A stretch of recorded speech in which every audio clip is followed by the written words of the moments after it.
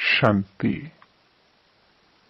17 जून 2026 बाबा के महावाक्य। मीठे बच्चे, सूर्यवंशी राज्य पद पाने के लिए अपना सब कुछ बाप पर स्वाहा करो। सूर्यवंशी राज्य पद अर्थात एयर कंडीशन टिकट। प्रश्न, इस दुनिया में तुम बच्चों से अधिक खुश नसीब कोई भी नहीं, कैसे? उत्तर, तुम बच्चों के सम्मुख बेहद का बाप है। उनसे तुम्हें बेहद का वर्षा मिल रहा है। तुम इस समय बेहद बाप, टीचर और सतगुरु के बनकर उससे बेहद की प्राप्ति करते हो। दुनिया वाले तो उसे जानते भी नहीं, तो तुम्हारे जैसा खुश नसीब हो कैसे सकते? गीत बड़ा खुश नसीब है। ओम शांति। ब्राह्मण कुलभूषण बच्चे जानते हैं कि अभी हम ब्राह्मण संप्रदाय के हैं, फिर दैवी संप्रदाय बनेंगे। बच्चों को बाप बैठ समझाते हैं, जबकि बेहद का बाप सम्मुख है और उससे बेहद का वर्षा मिल रहा है। बाकी और क्या चाहिए? भक्ति मार्ग कब से चलता है, यह कोई को पता नहीं है। भक्ति मार्ग वाले भक्त भगवान को अथवा ब्राइड ग्रूम को याद करते हैं, परंतु वंडर है कि उनको जानते नहीं। ऐसा कभी देखा कि सजनी साजन को न जाने? नहीं तो याद कर ही कैसे सकती? भगवान तो सबका बाप ठहरा। बच्चे बाप को याद करते हैं, परंतु पहचान बिगर याद करना सब व्यर्थ हो जाता है। इसलिए याद करने से कोई फायदा नहीं निकलता। याद करते कोई भी उस एम ऑब्जेक्ट को पाते नहीं। भगवान कौन है, उससे क्या मिलेगा, कुछ भी नहीं जानते। इतने सब धर्म, क्राइस्ट, बौद्ध आदि प्रेसेप्टर अथवा धर्म स्थापन करने वालों को उनके फॉलोवर्स याद करते हैं, परंतु उनको याद करने से हमको क्या मिलना है, कुछ भी पता नहीं है। इससे तो जिस्मानी पढ़ाई अच्छी है। एम ऑब्जेक्ट तो बुद्धि में रहती है ना। बाप से क्या मिलता है, टीचर से क्या मिलता है और गुरु से क्या मिलता है, यह और कोई भी नहीं समझ सकते हैं। तुम यहाँ बाप के, फिर टीचर के, फिर सतगुरु के बनते हो। बाप और टीचर से गुरु ऊंच होता है। अब तुम बच्चों को निश्चय हुआ कि हम बाप के बने हैं। बाबा हमको 5000 वर्ष पहले मुआफिक आकर के स्वर्ग का मालिक बनाते हैं अथवा शांति धाम का मालिक बनाते हैं। बाप कहते हैं, लाडले बच्चे, तुम मुझसे अपना वर्षा लेंगे ना? सब कहते हैं, हाँ बाबा, क्यों नहीं लेंगे। अच्छा, चंद्रवंशी राम पद पाने में राजी होंगे? तुमको क्या चाहिए? बाप सौगात ले आए हैं। तुम सूर्यवंशी लक्ष्मी को वरेंगे या चंद्रवंशी सीता को? तुम अपनी शक्ल तो देखो। श्री कृष्ण को व श्री लक्ष्मी को वरने लायक हो? बिगर लायक बनने के वर कैसे सकते। अब बाप बैठ समझाते हैं, हूबहू जैसे कल्प पहले समझाया था फिर से समझा रहे हैं। तुम फिर से आकर वर्षा ले रहे हो। तुम्हारी एम ऑब्जेक्ट ही है बेहद के बाप से बेहद का वर्षा लेने की।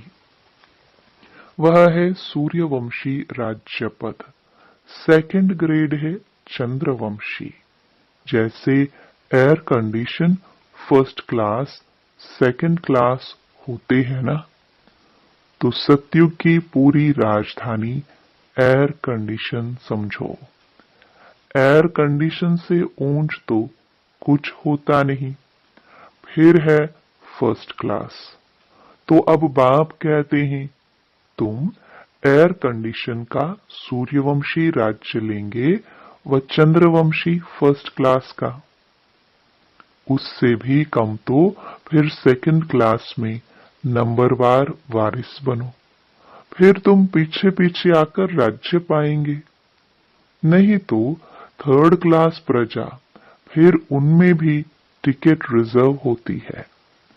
First class reserve, second class reserve, नंबरवार दर्जे होते हैं ना। बाकी सुख तो वहां है ही, अलग अलग कंपार्टमेंट तो है ना। साहूकार आदमी टिकट लेंगे एयर कंडीशन की। तुम्हारे में साहूकार कौन बनते हैं? जो सब कुछ बाप को दे देते हैं। बाबा, ये सब कुछ आपका है। भारत में ही महिमा गाई हुई है। सौदागर, रत्नागर, जादूगर, यह महिमा है बाप की, न कि श्री कृष्ण की। श्री कृष्ण ने तो वर्षा लिया, सतयुग में प्रालब्ध पाई, वह भी बाबा का बना। प्रालब्ध कहाँ से तो पाई होगी ना। लक्ष्मी नारायण सतयुग में प्रालब्ध भोगते हैं। अब तुम बच्चे अच्छी रीति जानते हो, जरूर इन्होंने पास्ट में प्रालब्ध बनाई होगी ना। नेहरू की प्रालब्ध कितनी अच्छी थी, जरूर अच्छे कर्म किए थे। बिगर ताज भारत का बादशाह था। भारत की महिमा तो बहुत है। भारत जैसा ऊंच देश कोई हो नहीं सकता। भारत परमपिता परमात्मा का बर्थ प्लेस है। यह राज कोई की बुद्धि में नहीं बैठता। परमात्मा ही सबको सुख शांति देते हैं आधा कल्प के लिए। भारत ही नंबर 1 तीर्थ स्थान है, परंतु ड्रामानुसार एक बाप को भूलने से सृष्टि की हालत कैसी हो गई है। इसलिए शिव बाबा फिर से आते हैं, निमित्त तो कोई बनते हैं ना। अब बाप कहते हैं, अशरीरी भाव, अपने को आत्मा निश्चय करो। मैं आत्मा किसकी संतान हूं, यह कोई नहीं जानते। वंडर है ना। कहते भी है, ओ गॉड फादर रहम करो। शिव जयंती भी मनाते हैं, परंतु वह कब आए थे कोई को पता नहीं। और यह है 5000 वर्ष की बात। बाप ही आकर नई दुनिया सतयुग स्थापन करते हैं।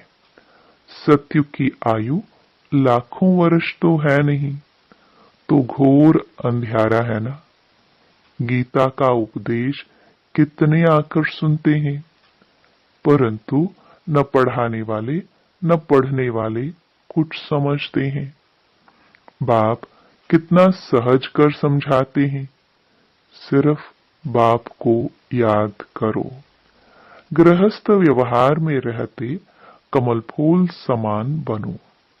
विष्णु को ही सब अलंकार दिए हैं, शंख भी दिया है, फूल भी दिया है, वास्तव में देवताओं को थोड़ी दिया जाता है। वह कितनी गुह्य गंभीर बातें हैं। हे ब्राह्मणों के अलंकार! परंतु ब्राह्मणों को कैसे देवे?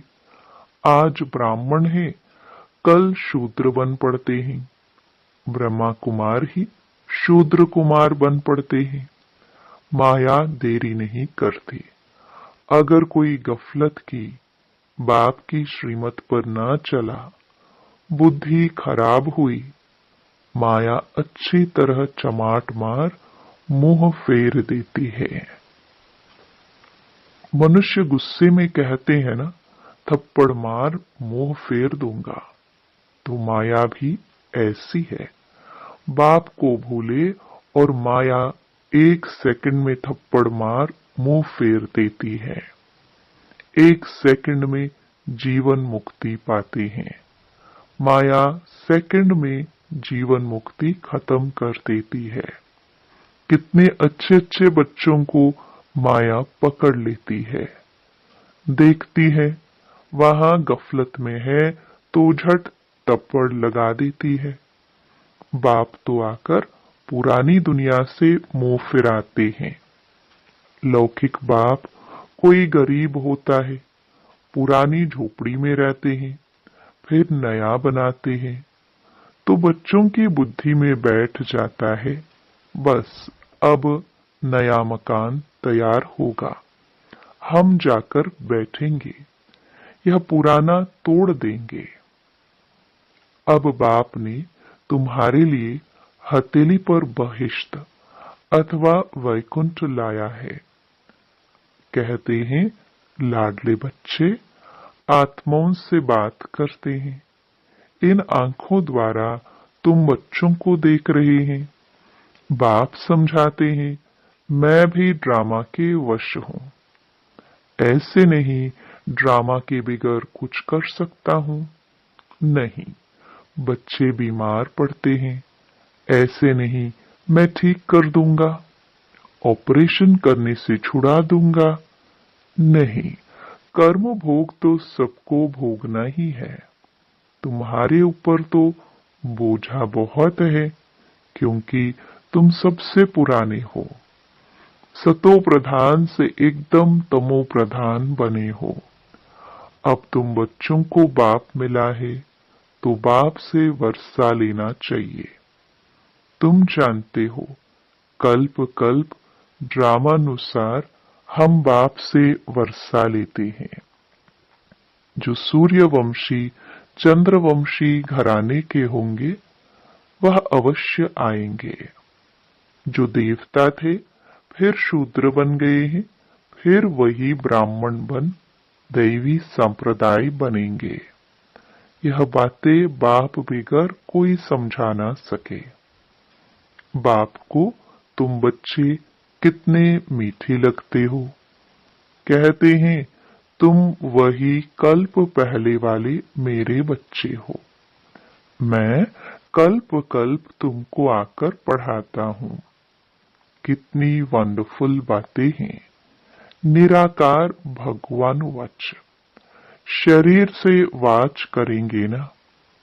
शरीर अलग हो जाता तो आत्मा वाच नहीं कर सकती। आत्मा डिटैच हो जाती है। अब आप कहते हैं अशरीरी भव। ऐसे नहीं कि प्राणायाम आदि छड़ाना है। नहीं, समझना है मैं आत्मा अविनाशी हूं। मेरी आत्मा में 84 जन्मों का पाठ भरा हुआ है। बाप खुद कहते हैं मेरी आत्मा भी जो एक्ट करती है वह सब पाठ भरा हुआ है। भक्ति मार्ग में वहां पाठ चलता है, फिर ज्ञान मार्ग में यहाँ आकर ज्ञान देता हूँ। भक्ति मार्ग वालों को ज्ञान का पता ही नहीं है। कोई ने शराब पिया, नहीं तो टेस्ट कैसे पता हो।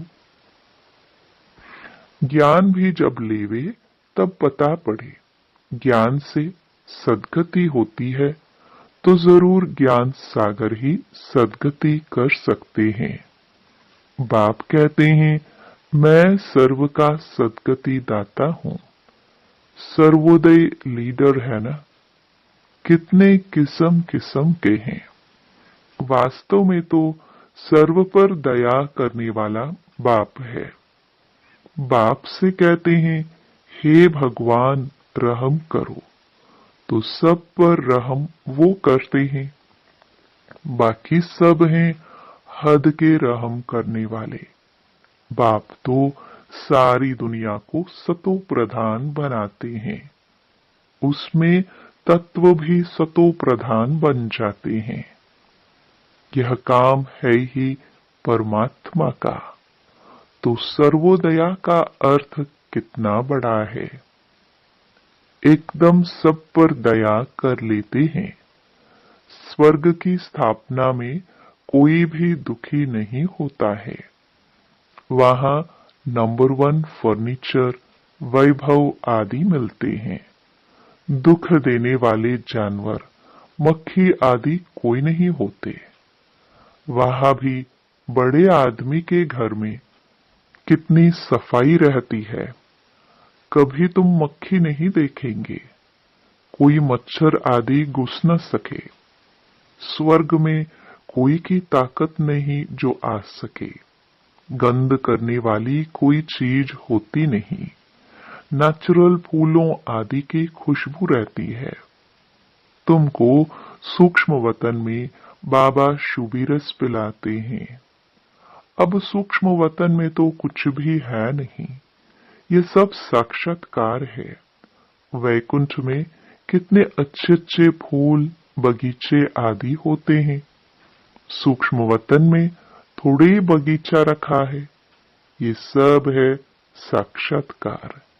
यहाँ बैठे हुए तुम साक्षात्कार करते हो। गीत भी बड़ा फर्स्ट क्लास है। तुम जानते हो हमको बाप मिला है और क्या चाहिए। बेहद के बाप से बेहद का वर्षा लेते हैं तो बाप को याद करना चाहिए।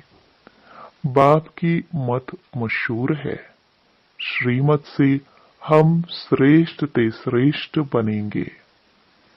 बाकी है सबकी आसुरी मत। इसलिए वह जानते नहीं कि सतयुग में सदैव सुख था। लक्ष्मी नारायण का राज्य था। छोटेपन में वही राधे कृष्ण हैं। उनके चरित्र आदि कुछ है नहीं। स्वर्ग में तो सब बच्चे बड़े फर्स्ट क्लास होते हैं। चंचलता की कोई बात ही नहीं होती है। अच्छा, मीठे मीठे सिखिलदे बच्चों प्रति माता पिता बाप दादा का याद प्यार और गुड मॉर्निंग। रूहानी बाप की रूहानी बच्चों को नमस्ते। धारणा के लिए मुख्य सार। पहला, जब इस पुरानी दुनिया से मुंह फेर लिया तो फिर ऐसी कोई गफलत नहीं करनी है जो माया अपनी तरफ मुंह कर ले। श्रीमत की अवज्ञा नहीं करनी है। बाप से पूरा वर्षा लेना है। दूसरा, बाप पर अपना सब कुछ स्वाहा कर पक्का वारिस बन सतयुगी एयर कंडीशन की टिकट लेनी है। एम ऑब्जेक्ट को बुद्धि में रख पुरुषार्थ करना है। वरदान, स्वस्थिति द्वारा सर्व परिस्थितियों का सामना करने वाले अव्यक्त स्थिति के अभ्यासी भाव। जब अव्यक्त स्थिति के अभ्यास की आदत बन जाएगी तब स्वस्थिति द्वारा हर परिस्थिति का सामना कर सकेंगे और यह आदत अदालत में जाने से बचा देगी। इसलिए इस अभ्यास को जब नेचुरल और नेचर बनाओ तब नेचुरल कैलामिटीज हो, क्योंकि जब सामना करने वाले स्वस्थिति से हर परिस्थिति को पार करने की शक्ति धारण कर लेंगे तब पर्दा खुलेगा। इसके लिए पुरानी आदतों से, पुराने संस्कारों से, पुरानी बातों से पूरा वैराग्य चाहिए। स्लोगन: स्वयं को निमित्त करनहार समझो तो किसी भी कर्म में थकावट नहीं हो सकती। मातेश्वरी जी के अनमोल महावाक्य। मनुष्य लोक, देवलोक, भूत प्रेतों की दुनिया का विस्तार। बहुत मनुष्य प्रश्न करते हैं, यह जो अशुद्ध जीवात्माएं जिनको घोस्ट कहा जाता है, ये सच है या कल्पना है अथवा वहम है? उस पर आज स्पष्ट समझाया जाता है कि मनुष्य आत्मा जब विकर्म करती है तो उनको अनेक प्रकार से सजाएं भोगनी अवश्य पड़ती है, और भोगनी भी मनुष्य जन्म में है, न कि जानवर, पंछी और पशु योनि में। दुख सुख भोगने की महसूसता मनुष्य में जास्ती है, न कि जानवरों में। इस सृष्टि खेल में मुख्य पाठ मनुष्य का है। यह जानवर, पंछी आदि तो ऐसे सृष्टि ड्रामा की शोभा है। सारे कल्प के अंदर सतयुग आदि से कलयुग के अंत तक मनुष्य आत्माओं के 84 जन्म है। बाकी यह 84 लाख तो जानवर, पंछी आदि की वैरायटी हो सकती है। अब यह सब राज परमात्मा बिगर कोई नहीं समझा सकता। आत्माओं का निवास स्थान है ब्रह्म तत्व अर्थात निराकारी दुनिया। बाकी इन जानवरों की आत्माएं ब्रह्म तत्व में नहीं जा सकती। वह इस आकाश तत्व के अंदर ही पाठ बजाती है। उन्हों का भी मर्ज इमर्ज का और सतो रजो तमो में आने का पाठ होता है। इसलिए प्रकृति के बहुत विस्तार में ना जाकर पहले हम अपनी आत्मा का कल्याण करें, अर्थात मन मनाभव। अब आते हैं मनुष्य आत्मा पर। तो जो आत्माएं अशुद्ध कर्म करने से विकर्म बनाती है, वो अपने अशुद्ध संस्कार अनुसार जन्म मरण के चक्कर में आए आदि मध्य अंत, अर्थात मरने के समय अपने किए हुए विकर्मों का साक्षात्कार पाए सूक्ष्म में सजा भोगती है। इस थोड़े समय में अनेक जन्मों का दुख महसूस होता है। फिर शरीर छोड़ जाकर गर्भ जेल में दुख भोगती है, और फिर संस्कार अनुसार ऐसे माता पिता के पास जन्म ले, वहां भी अपने जीवन में सुख दुख भोगती है।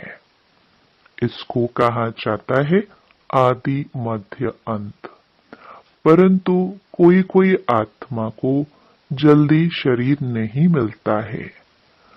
वह आकारी रूप में इस आकाश तत्व के अंदर गोष्ठ बन भटकती रहती है। यह भी एक सजा है, अर्थात भोगना है। उस अशुद्ध जीवात्मा के साथ किसी का हिसाब किताब होता है तो वो उनमें प्रवेश कर उनको दुख देती है, अर्थात हिसाब किताब चुकतो कर फिर जाकर अपना शरीर धारण करती है। कोई जीवात्मा तो जिसमें प्रवेश करती है उनको बहुत मारती भी है, बहुत कष्ट देती है, परंतु ये सब हिसाब किताब के अंदर भोगने का प्रकार है। जो सभी मनुष्य तन में ही सुख दुख महसूस होता है। यह तो आपको समझाया गया है कि जो आत्मा मुक्ति धाम से इस साकारी खेल में आती है वो बीच में वापस मुक्ति धाम में जा नहीं सकती, परंतु अपने किए हुए अशुद्ध शुद्ध कर्मों अनुसार संस्कार ले दुख सुख के चक्कर में आती है। सभी आत्माओं का पुनर्जन्म होता है, सिर्फ एक परमात्मा का नहीं होता है। अच्छा, ये अव्यक्त इशारे सदा हर्षित रहने के लिए अपनी नेचर को सरल बनाओ, सहनशील बनो।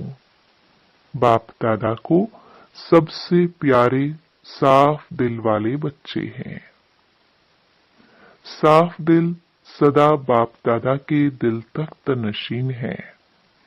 वे वृत्ति में, दृष्टि में, बोल में, संबंध संपर्क में सरल और स्पष्ट एक समान दिखाई देते हैं। सरलता की निशानी है दिल, दिमाग, बोल एक समान। दिल में एक, बोल में दूसरा, ये सरलता की निशानी नहीं है। सरल स्वभाव वाले सदा निर्माणचित, निरहंकारी, निस्वार्थी होते हैं। वे सरल चित, सरल वाणी, सरल वृत्ति, सरल दृष्टि वाले होते हैं। ओम शांति।